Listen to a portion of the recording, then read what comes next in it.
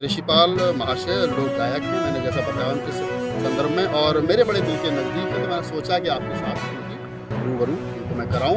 एक पत्रकार होने के नाते मेरी जिम्मेवारी बनती है कि कहीं पर कोई भी चीज़ अगर ऐसी मिलती है कि जो समाज के लिए, सोसाइटी के लिए ज़रूरी और ख़ास तौर से पत्रकारिता और साहित्यकारिता के लिए ज़रूरी है, तो मैं सोचता हूँ कि ऐसे लोगों को आपसे बिल्कुल अवगत कराना चाहिए। डॉक्टर अम्बेडकर की कोटेशन है कि जिस सोसाइटी में साहित्यकार और पत्रकार नहीं होते, वो समाज गूंगे के समान होता है। तो मुझे उम्मीद है कि जब तक ऋषिपाल जैसे लोग लोक गायक इस क्षेत्र में रहेंगे, तो कहीं ना कहीं।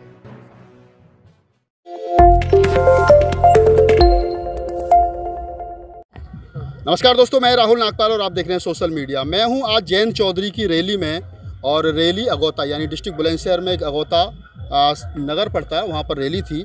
और मैं आपकी मुलाकात कराना चाहता हूं एक ऐसी शख्सियत से जो लोकगीत, लोक भाषा, लोक साहित्य, लोकगीत जिसको कहते हैं, रागनी कहते हैं, छंद चौपाई सोटा, बहुत सारी भाषाओं में उसको बताया जा सकता है। उन्हीं के एक बड़े मशहूर गायक महाशय ऋषिपाल खदाना, इनके एक साथी हुआ करते थे कौशिंदर कवि, वो हमारे बीच नहीं हैं।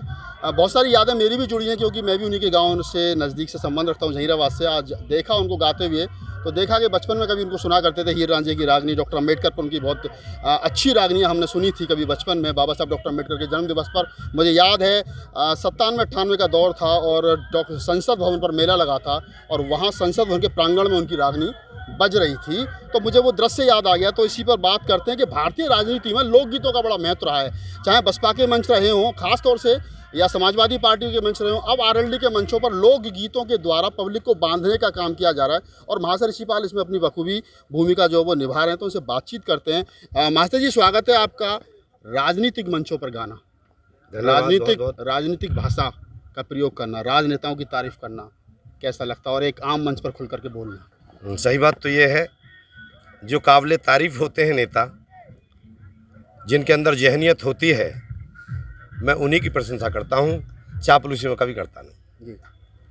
हमने बचपन से आपको सुना है, हम जब छोटे छोटे से थे तब आपके हमने रागनियाँ सुनी हैं, कौशिंदर के हमने प्रोग्राम देखे थे जब कभी बुलंदशहर में। ऋषिपाल कौशिंदर के नाम से हमारी पार्टी थी। तो मैंने बचपन से देखा है। कैसा महसूस हो रहा है? एक लंबा सफ़र हो गया है मेरे हिसाब से, 25-30 साल से ज़्यादा का समय हो गया आपको गाते हुए। क्या तब्दीलियाँ आई हैं? एक समय था कि महाशय के नाम से लोगों, महाशय समाज का दर्पण होते थे, महाशय जो गाते थे लोग उसको गुनगुनाते।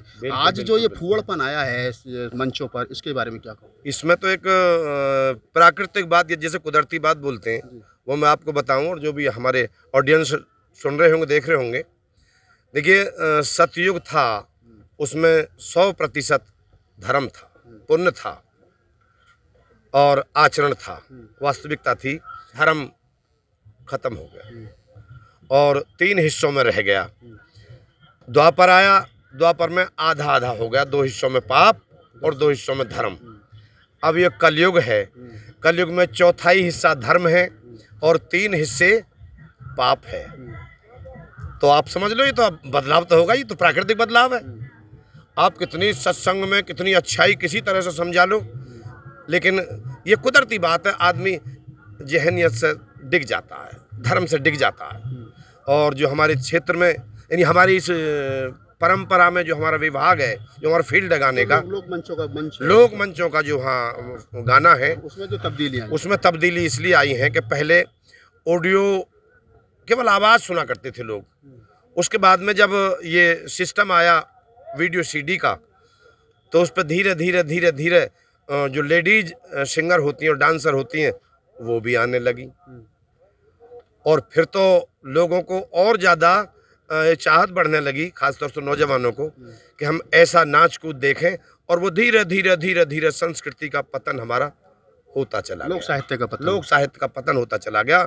और आज तो ये है कि जिस पे बजाना आवे वो भी, जिस पर ना आवे वो भी, जिस पर गाना आवे वो भी, जिस पर गाना ना आवे वो भी। और वो पार्टी बनाए डोले, तो वो चीज़ रही ना। अब ऐसे ही सुनने वाले, ऐसे ही गाने वाले, मतलब इसमें कहीं ना कहीं आप श्रोता को भी जिम्मेदार समझते हैं? हाँ बिल्कुल। और श्रोता का क्या दोष है? मंच पर जो परोसा जाएगा वो श्रोता तो देखेगा। श्रोता मांगता है ना, श्रोता कहता है। शुरुआत तो हमने की है, कलाकारों ने। वो स्वाद तो हमने ही चखाया उनको, लेकिन उनको स्वाद आ गया। जब स्वाद आ गया तो फिर वो डिमांड करने लगे। एक समय था लोक साहित्य पर लोग पीएचडी करते थे, लोक साहित्य को लोग बड़े अच्छे ढंग से, मैं अपने बुलंदशहर की अगर बात करूँ तो बहुत सारे यहाँ ऐसे प्रोफेसर हैं जिन्होंने लोक साहित्य पर PhD। जिसने किसी अच्छे गुरु के साथ संगत नहीं की, वो आजकल महाकवि और महागवैया, ये पहचान है। वो अंतर्राष्ट्रीय हो गए। हाँ, अंतर्राष्ट्रीय हो गई। मतलब आपने कहा कि इसके लिए दर्शक भी जिम्मेदार है और मंच पर जो आर्टिस्ट है वो भी जिम्मेदार है, चाहे वो सिंगर है, चाहे वो गायक है, चाहे जिम्मेदार दोनों ही हैं। लेकिन अब जब ये आदत में आ गई बात, तो अब सुधार बड़ा मुश्किल हो रहा है। हमें तो लगे कि हमारे जीवन में तो होगा ना। हिम्मत हार चुके ऋषि पर। हिम्मत ना हारे, हम तो वैसा ही गाते हैं आज भी। वो अलग बात है, पहले बहुत चाहने वाले होते थे इकट्ठा 100%। अब लोग बीच में फरमाइश करते हैं तो जरा वैसा करा दो, चटकीला सा। इतना अंतर है। रागनी तो सुनते हैं आज भी, विधा तो खत्म नहीं हुई। हाँ, रागनी के शौकीन आज भी हैं, लोक साहित्य के शौकीन आज भी हैं, लेकिन जैसे मैंने स्टार्टिंग में कहा कि जो प्रोग्राम में थे आप। हाँ, मैं पूरा प्रोग्राम आपका सुना, रिकॉर्ड भी किया मैंने। कोई गंदगी तो नहीं? बिल्कुल कोई नहीं। तभी मेरा मन भी हुआ कि आपसे बात की जाए, क्योंकि मैं खुद साहित्य का विद्यार्थी हूँ, मैं खुद लिखता हूँ, तो मेरी इच्छा हुई कि इस तरह के ऑडियंस अगर हों तो मैं समझता हूँ आए दिन फिर ऐसा कुछ महसूस होगा, ऐसी कुछ उम्मीद लगेगी कि हाँ, अब सुधार होगा। वैसे हो रहा है। पिछले जो 4-5 साल में सत्यानाश हुआ, एक तरीके से मैं कहूँ, एक शब्द का यूज करूँ, लोग सत्य, पिछले 4-5 साल में जो सत्यानाश हुआ है, खासतौर से साहित्य का, मुझे दुख होता है क्योंकि मैं साहित्य का विद्यार्थी रहा हूँ। तो इसलिए मेरी इच्छा भी कि आपसे बात की जाए। मैं खुद भी लिखता हूँ, मैंने फिल्मों में भी गीत लिखे, बहुत सारे काम मैंने किया है साहित्य के क्षेत्र में। तो मुझे लग रहा है कि शब्द जो है वो कहीं ना कहीं खो गया है। शब्द के साथ बहुत सारी चीज़ें आ गई, जैसे आपने कहा नृत्य आ गया है, नृत्य में फूड़ नृत्य आ गया है, मंच पर डिमांड बढ़ गई है। आपने अभी कहा कि अब धीरे धीरे साथ उम्मीद है कि सुधार हो जाए। अगर ये सारी चीज़ें लौट आई तो अपने आप को कैसा अच्छा लगेगा कि हम लोग साहित्य को बचाने में काम अगर इस तरह की बात लौट आई तो हमारी सभ्यता मजबूत होगी, हमारी संस्कृति मजबूत होगी, हमारी परंपराएं जिन्हें अच्छी कहा करते थे, रीति रिवाज, मानवता, भाईचारा, प्रेम भाव और चरित्रहीनता खत्म होगी। समझ गए?